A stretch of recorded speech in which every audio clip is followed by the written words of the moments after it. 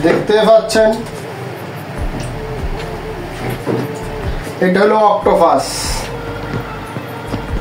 মালদ্বীপের ভাষায় বলে বউয়া।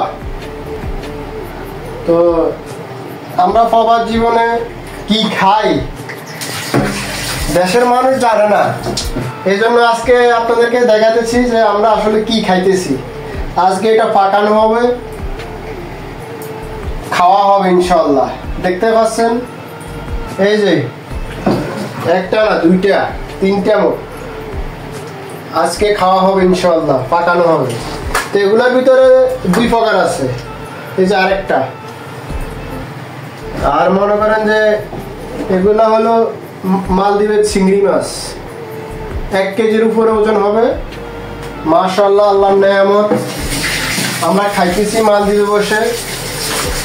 আর আপনারা হয়তো এগুলা দেখলে অনেকের শখ আসবে আসলে এগুলো কিভাবে খায়। এগুলো দেখতে এতে খারাপ দেখা যায়, আসলে ভাই দেখতে খারাপ দেখা যায় ঠিক আছে, কিন্তু পাকানোর পর আপনি যদি এটার স্বাদ একবার পান পরবর্তীতে আবার নেওয়ার জন্য বলবেন।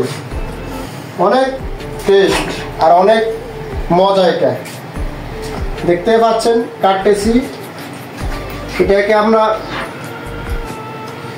আজকে রান্না করে খাওয়া হবে ইনশাল্লাহ। এই যে একটা পাওকে 3 পিস করব, যে একটা পাও দেখতে পেয়েছেন কাটতেছি। এই যে ইনশাল্লাহ আজকে খাওয়া হবে। এই হলো একটা পা।